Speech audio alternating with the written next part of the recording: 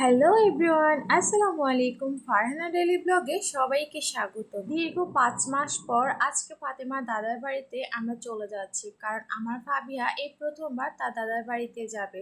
যদিও প্রথমবার বললে ভুল হবে, কারণ আমার ফাবিয়া হওয়ার পর আমি প্রথম ঈদটা তার দাদার বাড়িতে তাকে নিয়ে কাটিয়েছিলাম, তাও একদিনের জন্য। তারপর আবার আমি চলে গিয়েছিলাম আমার বাবার বাড়িতে। তো আপনারা দেখতে পাচ্ছেন যে আমার ফাবিয়া কিন্তু সবার সাথে কথা বলে বিদায় নিচ্ছে। তো সবকিছু গুছিয়ে আমরা চলে আসছি, যেহেতু আমরা একটা অটোতে করে যাব।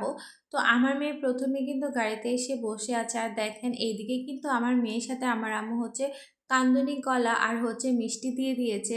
কারণ আমাদের গ্রামের বাচ্চা হওয়ার পর যখন তার নানুর বাড়ি থেকে দাদার বাড়িতে যায়, তখন তাদের সাথে কান্দুনি কলা আর মিষ্টি নাকি নিয়ে যেতে হয়। তো তার জন্য আমার আম্মু তার নাতনির সাথে কান্দুনি কলা আর হচ্ছে মিষ্টি দিয়ে দিয়েছে। তো যে মিষ্টিগুলো দেখতে পাচ্ছেন, এগুলো কিন্তু হচ্ছে আমাদের ফরিদগঞ্জের আওয়ালের দোকানের মিষ্টি। আমাদের ফরিদগঞ্জ কিন্তু বিখ্যাত মূলত এই মিষ্টিগুলোর কারণে। এটা কিন্তু দেশ বিদেশে সব জায়গায় সবার খাওয়া হয়েছে।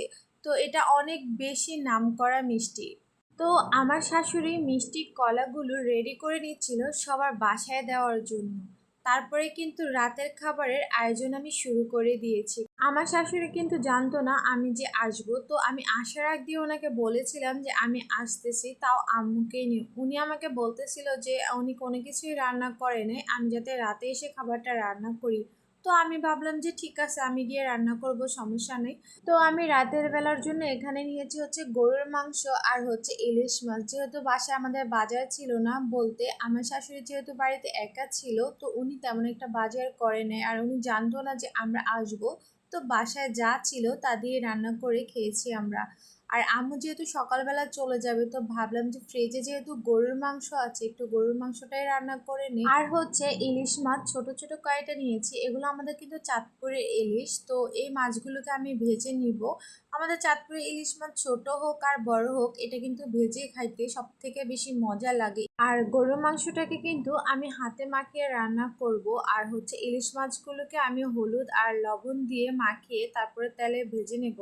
মাংসটাকে কিন্তু আমি হাতে মাখিয়ে কিছুক্ষণের জন্য রেখে দিব, আর ইলিশ মাছগুলোকে আমি এখন তেলের মধ্যে ভেজে নিব। তো প্রথমেই কিন্তু আমি গ্যাসে চলার মধ্যে একটা তেলের কড়াই বসিয়ে দিয়েছি, তারপরে হচ্ছে এখন আমি মাছগুলোকে দিয়ে দিচ্ছি।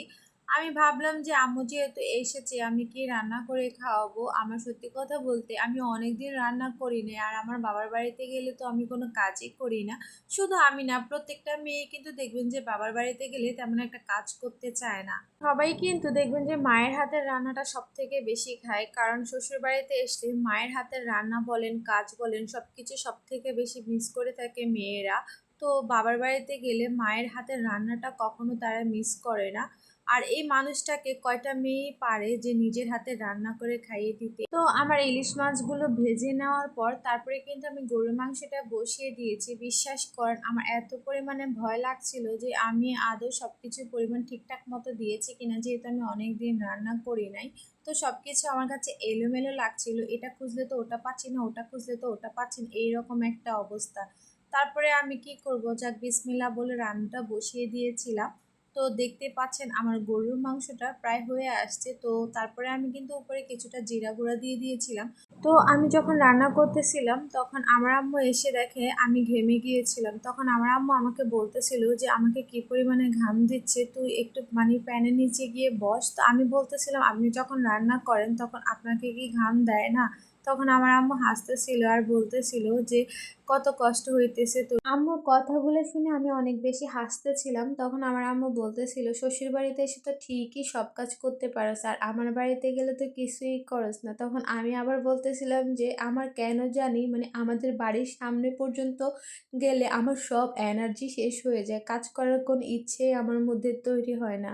আমার বাবার বাড়িতে থাকলে সত্যি কথা বলতে আমার এত পরিমাণে ঘুম আসে, কোথা থেকে যে আমার এত ঘুম আসে আমি নিজেও জানি না। তো যাই হোক, আমার রান্নাবান্না প্রায় শেষ হয়ে গেছে। রাতের খাবার খাওয়ার জন্য আমি সবাইকে খাবার বেড়ে দিচ্ছিলাম। তো গরুর মাংসটা আমি আরেকটা কড়াইতে বেড়ে নিয়ে গেছি। তারপরে আমরা কিন্তু সবাই মিলে একসাথে খাবার খেতে বসেছি। তো আজকে আমার এই ডেইলি ব্লগটা আপনাদের কাছে কেমন লেগেছে অবশ্যই কমেন্ট করে জানাবেন। আর সত্যিই যদি আমার ভিডিওটা আপনাদের ভালো লেগে থাকে, তাহলে চ্যানেলটা সাবস্ক্রাইব করে পাশে থাকার বেল আইকনটি ক্লিক করে আমার পাশে থাকবেন। প্রতিদিনই আমার দৈনন্দিন জীবনের ঘটে যাওয়া যে কাজগুলো আমি করে থাকি সেগুলো ইনশাল্লাহ আমি আপনাদের সাথে শেয়ার করার চেষ্টা করে থাকবো। সবাই আমাকে একটু সাপোর্ট করবেন, ভালোবাসবেন। তো আজকের জন্য ভিডিওটা এখানেই শেষ। সবাই ভালো থাকবেন, সুস্থ থাকবেন। আল্লাহ হাফেজ। আবার দেখা হবে আমার নেক্সট কোনো ভিডিওতে।